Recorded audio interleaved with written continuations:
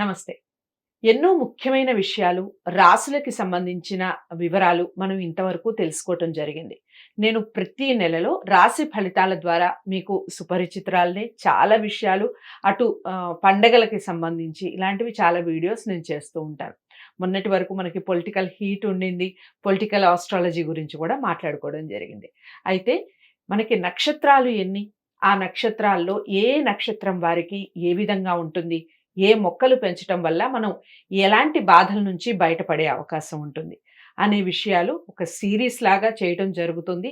ప్రతి నక్షత్రానికి సంబంధించిన వివరాలు చాలా క్లారిటీగా చెప్పడం జరుగుతుంది రఘుప్రియ గారు. మనందరికీ సుపరిచితురాలు, ప్రముఖ ఆస్ట్రాలజిస్ట్, అలాగే సైకాలజిస్ట్. సో తను ప్రతి నక్షత్రం గురించి వివరణ ఇస్తూ ఉంటారు.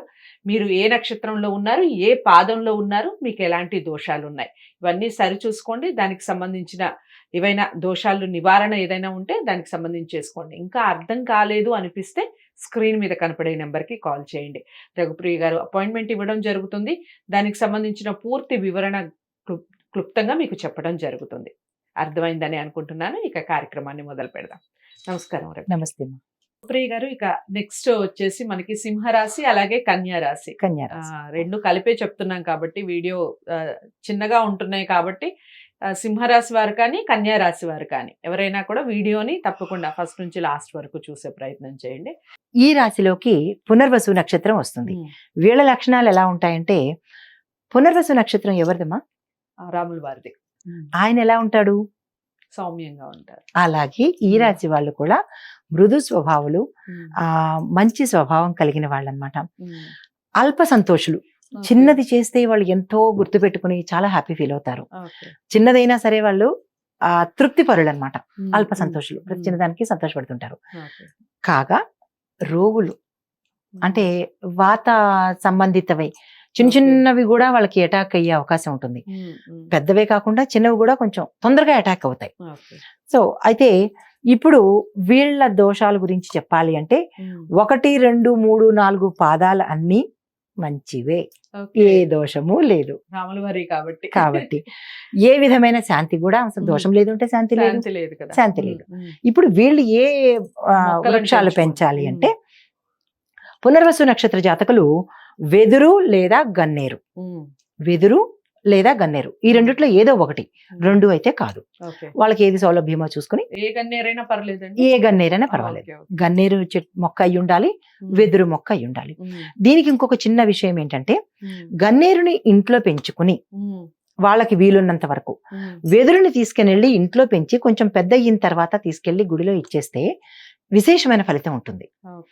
అయితే వీళ్ళు ఇది చేయడం వల్ల ఏంటంటే ఊపిరితిత్తుకు సంబంధించిన వ్యాధుల నుంచి దూరంగా ఉంటారు. ఒకవేళ వచ్చినా ఉపశమనం కలుగుతుంది. అయితే దీనిలో ఈ పునర్వసు నక్షత్రం దానికి బాలింతలకు కూడా మనం వారిని కూడా దృష్టిలో పెట్టుకోవాలి. బాలింతల తరపున ఎవరైనా వారి ఇంట్లో వాళ్ళు కనుక ఈ నక్షత్రం వాళ్ళు ఈ మొక్కల్ని కనుక పెంచితే పాలకి లోటు ఉండదు. ఇది ప్రత్యేకించి చెప్పడం జరుగుతోంది. ఎందుకు అంటే, మిగతా వాళ్ళందరికీ ఒకటైతే బాలింతలకి ఎవరింట్లోనైనా ఉంటే కనుక ఈ రెండు చేస్తే పాలకి లోటు ఉండదు, పుష్కలంగా ఉంటుంది. అయితే జటిలమైన సమస్యలు వచ్చినా కానీ, అంటే వాళ్ళకి ఇంటర్నల్ గా పురుడైనప్పుడు ఏమైనా ప్రాబ్లమ్స్ ఉంటే కనుక తొందరగా బయటపడతారు. కేవలం బాలింతల కోసం.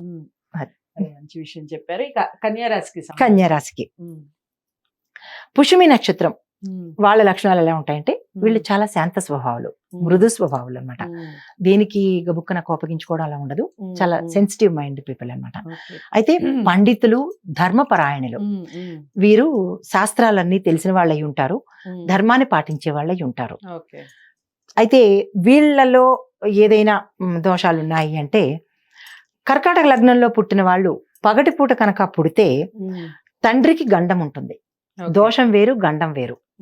తండ్రికి గండం ఉంటుంది. రాత్రి సమయంలో కనుక ఆడపిల్ల పుడితే తల్లికి గండము. పగలపూటేమో శిశుజన్మ అబ్బాయిది, రాత్రిపూట కనుక పుడితే తల్లికి అన్నమాట, ఆడపిల్ల పుడితే.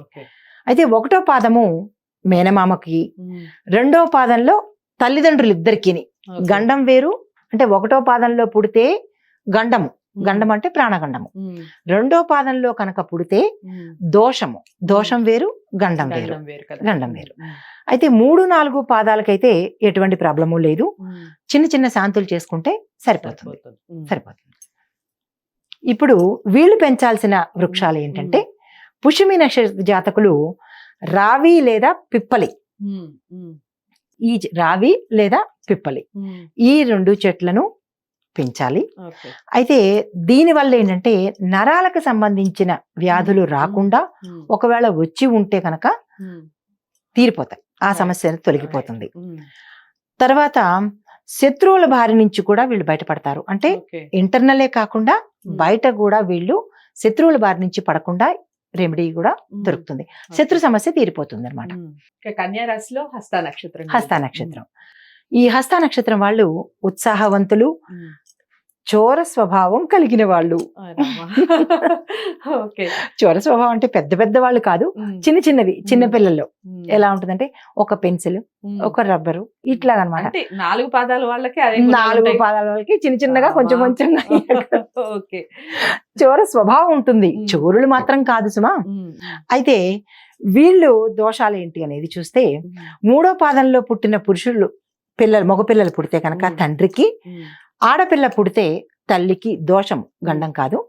అయితే మిగతా 1, 2, 4 3లో పుడితే తల్లికి తండ్రికి, ఆడపిల్ల పుడితే 1, 2, 4లో పుడితే కనుక ఎటువంటి దోషాలు లేదు, వాళ్ళు ప్రశాంతంగానే ఉంటుంది. అయితే వీళ్ళు పెంచవలసిన మొక్కలు ఏంటంటే హస్త నక్షత్రం వాళ్ళు సన్నజాజి మొక్క పెంచాలి. తర్వాత కుంకుడు చెట్టును కూడా పెంచాలి. సన్నజాజి, కుంకుడు చెట్టు లేదా కాదు, ఇక్కడ ఈ 2 పెంచవలసిందే. అయితే దీనివల్ల ఏంటంటే ఉదర సంబంధమైన వ్యాధుల నుంచి ఉపశమనం కలుగుతుంది. తర్వాత ఎటువంటి పరిస్థితులనైనా తట్టుకుని నిలబడతారు. దీనివల్ల వీళ్ళకి దైవభక్తి పెరుగుతుంది. సో హస్త నక్షత్రంకి సంబంధించి అదనమాట వివరాలు. మీరు సింహరాశి కానీ అలాగే కన్యా రాశి కానీ ఈ 2 రాశుల వాళ్ళు కూడా ఏ రెమెడీస్ చేసుకోవాలి, నక్షత్రాలకు అనుగుణంగా ఏ రెమెడీస్ చేసుకుంటే ఎలా ఉంటుంది ఫలితాలు, అలాగే దానివల్ల వచ్చే మనకి లాభాలు ఏమిటి, ఎలాంటి మొక్కల్ని పెంచుకోవటం వల్ల ఎలాంటి లాభాలు వస్తాయి, ఈ విషయాలన్నీ కూడా వీడియో ద్వారా తెలుసుకున్నాం. తప్పకుండా వీడియోని లైక్ చేసి షేర్ చేయండి. ఏమైనా డౌట్స్ ఉంటే స్క్రీన్ మీద కనపడే నెంబర్కి కాల్ చేయండి. మరో మంచి వీడియోతో మళ్ళీ మీ ముందుకు వస్తాను. నమస్తే.